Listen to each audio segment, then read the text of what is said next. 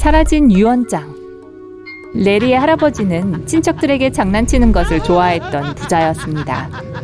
그래서 그가 세상을 떠났을 때 아무도 그의 유언장을 찾을 수 없었어요. 하지만 5년 후 어느 날 레리가 오래된 서류들을 뒤지고 있을 때였습니다. 갑자기 숨이 막힐 뻔했죠. 그가 들고 있던 문서는 할아버지의 유언장이었어요. 내용은 이랬죠. 내가 오후 2시 정각에 내 돈과 다른 귀중품들을 내가 가장 좋아하는 벚나무 아래 그림자가 끝나는 바로 그 지점에 숨겼다.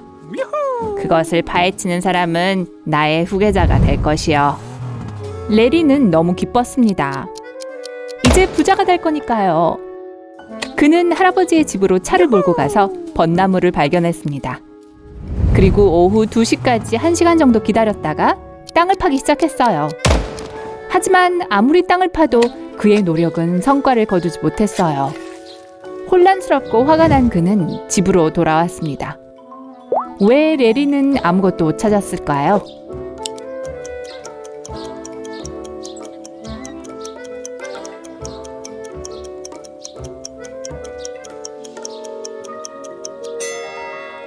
할아버지가 귀중품을 숨긴 지 몇 년이 지났습니다.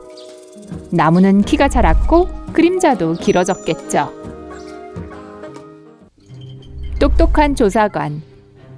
산속의 작은 마을에 사는 한 남자가 염소를 도둑맞았습니다. 그는 이웃 중 한 명이 이 범죄의 배후에 있다고 확신했어요. 마을 이장이 용의자 4명을 불러서 말했습니다. 여러분 각자에게 요술 막대기를 주겠습니다. 아침에 제게 가져다 주세요. 그때쯤이면 도둑의 막대기가 12.7cm 자라 있을 거예요. 다음 날 마을 이장이 용의자들의 막대기를 검사했습니다. 그리고 누가 염소를 훔쳐갔는지 즉시 알아냈어요. 어떻게 안 걸까요?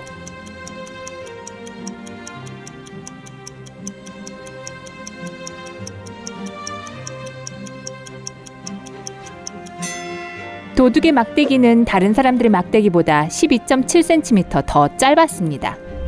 그는 밤 동안 막대기가 길게 자랄 거라고 생각해서 그것을 부러뜨렸어요. 깨달음. 3명의 친구가 시골의 나무 밑에서 잠들었습니다.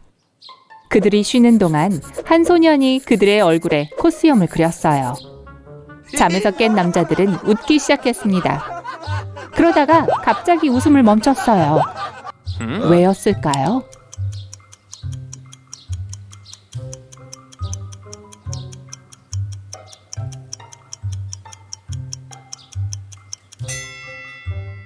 처음에 그들은 친구의 얼굴에 있는 코스염을 보고 웃었습니다. 하지만 잠시 후 친구들도 웃고 있다는 것을 깨달았습니다. 그건 자신의 얼굴에도 코스염이 있다는 것을 의미했죠. 사과 수수께끼. 에릭은 다른 19명의 사람들과 함께 방에 갇혀 있습니다. 모든 사람은 머리나 몸을 돌리거나 다른 방향으로 움직이지 않고 방 전체와 안에 있는 모든 사람을 볼 수 있었어요.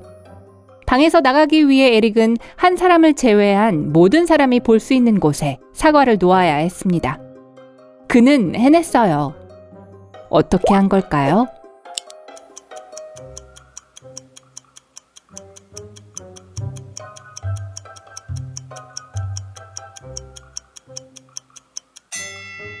그는 사과를 한 사람의 머리에 얹었습니다. 이상한 선택. 매일 마크는 학교에 가기 위해 자전거를 타고 기차역까지 갑니다. 그의 집 근처에는 역이 2개 있어요. 하나는 집에서 1.6km 떨어진 곳이고 다른 하나는 반대 방향으로 3.2km 떨어진 곳입니다. 아침에 마크는 항상 첫 번째 역에서 기차를 탑니다. 그리고 오후에는 2번째 역에서 내립니다. 왜일까요?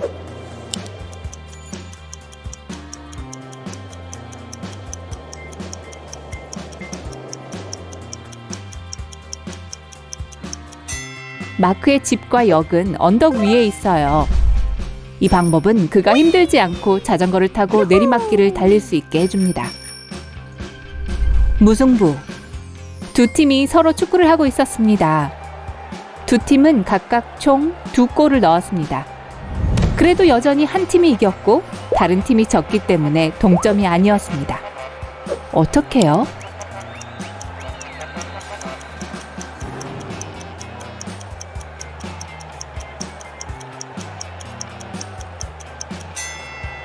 한 팀이 자책골을 넣었습니다. 시간여행. 한 발명가가 타임머신을 만들었어요.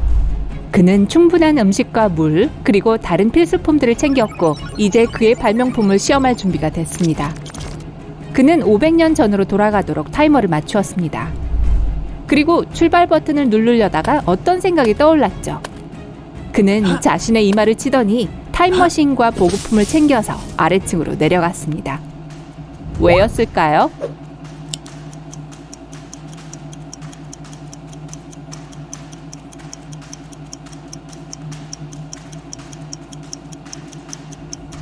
이렇게 하면 추락하는 걸 피할 수 있으니까요.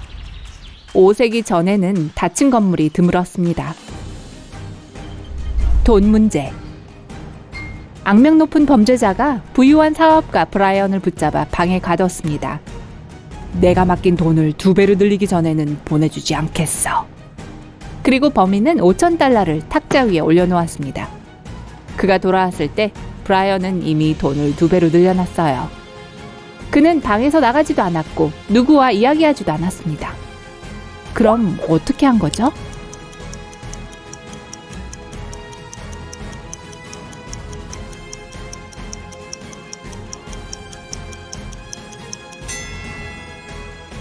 그는 돈을 거울 앞에 두었습니다. 이루어진 소원. 어느 날 아만다는 해변을 산책하다가 유리병을 발견했습니다. 병은 낡아 보였고 그녀는 병을 힘들게 열었어요. 놀랍게도 무슨 일이 일어났을까요? 지니가 병에서 나타났습니다. 3가지 소원을 들어줄게요.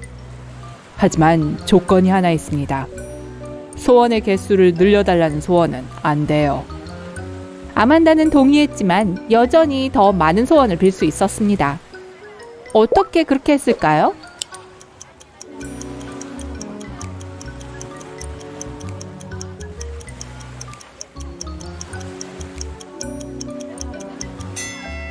먼저 지니가 더 많은 소원을 들어줄 수 있게 해달라는 소원을 빌었죠. 이상한 반응. 2명의 영국 여성이 살을 빼기를 원했습니다. 둘은 체육관에 다니고 건강하게 먹고 물을 많이 마셨어요. 2주 만에 2사람은 모두 10파운드가 줄었습니다. 하지만 한 여성은 행복해한 반면 다른 한 여성은 화가 났어요. 왜였을까요?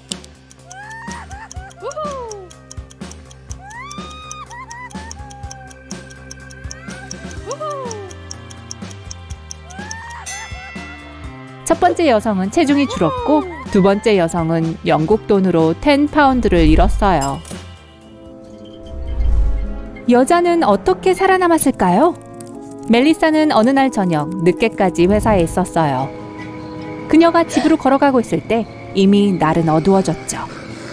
갑자기 한 무리의 사람들을 발견했습니다. 그들은 이상하게 흐느적거리며 움직이고 있었어요.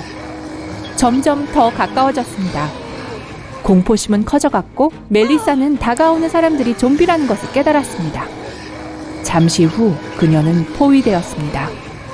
그러더니 껌껌해졌어요. 그런데 다음날 멜리사는 부엌에서 야채 샐러드를 만들어 먹고 있네요. 어떻게 된 일일까요?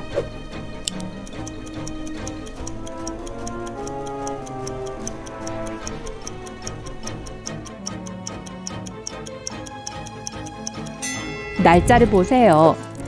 11월 1일입니다. 전날은 할로윈이었어요. 그리고 좀비들은 그냥 의상을 입은 사람들이었어요. 비치 발리볼. 앤드류와 그의 친구 케네스는 해변에 놀러 갔습니다. 앤드류는 그곳에서 만난 게리와 배구를 하기 시작했어요. 경기가 끝난 후 앤드류는 해변 바에 가서 레모네이드를 주문했습니다. 하지만 그것을 마신 후 거의 즉시 병이 나서 의식을 잃었어요. 케네스는 구급차를 불렀고 앤드류는 병원으로 옮겨졌습니다. 누군가 앤드류를 독살하려고 했어요. 경찰은 용의자들을 신문했습니다. 케네스가 말했어요. 앤드류의 음료수에 바텐더가 뭔가를 넣었을 거예요. 바텐더가 소리쳤어요. 내가 왜 손님을 독살하겠어요? 아마 같이 배구를 하던 사람일 거예요. 게임에서 져서 복수를 하고 싶었나 보죠. 게리가 말했어요. 우리가 게임을 끝난 후 저는 바다로 수영하러 갔어요. 앤드류가 병원에 실려간 줄도 몰랐다고요. 누가 앤드류에게 독을 먹였을까요?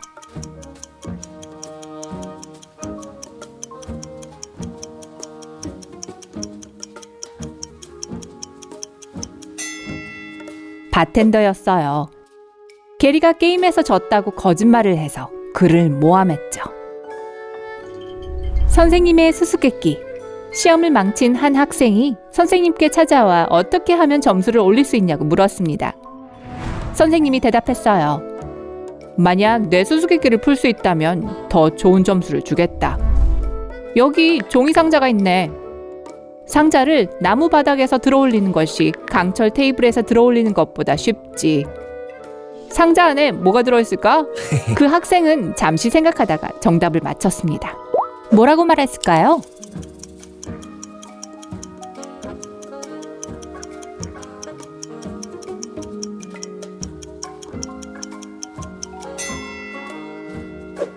상자 안에는 자석이 가득 차 있습니다. 사라진 모델. 애슐리는 인기 있는 패션 모델이었어요. 금요일에 그녀는 쇼를 열어야 했습니다. 하지만 행사 10분 전에 사라졌어요. 몇몇 목격자들은 그녀가 검은 차에 실려갔다고 주장했습니다. 경찰은 용의자 4명을 조사했습니다. 애슐리의 동료인 베티가 말했어요. 쇼 시작 전에 졸리더라고요. 애슐리가 사라졌을 때 저는 커피를 마시고 있었어요. 매니저 케빈은 형사에게 장비가 고장났었다고 말했어요. 그래서 그 문제를 해결하고 있었다고요. 헤어스타일리스트 폴은 모델들의 메이크업을 손보고 있었다고 설명했어요. 디자이너 도나는 공연 몇 분 전에 도착했다고 말했습니다. 애슐리의 실종, 배후에 누가 있을까요?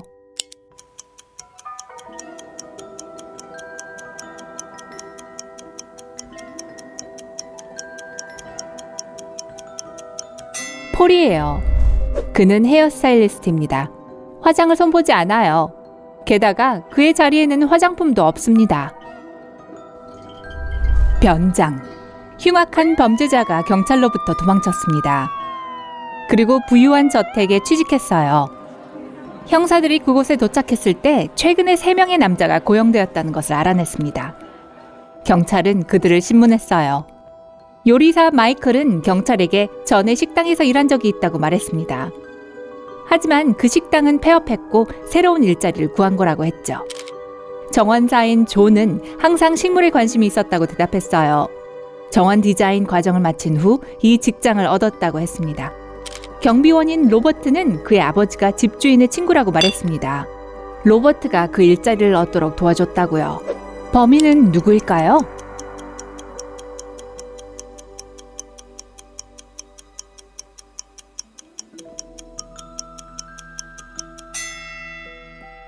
요리사입니다.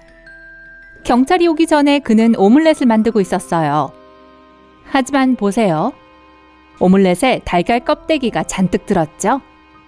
진짜 요리사는 절대 그런 실수를 하지 않을 거예요. 열차 미스테리.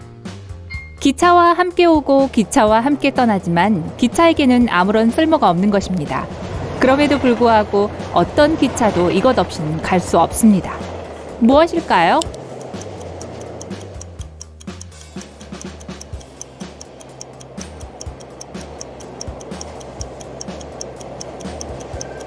기차 소음입니다. 네, 정말요?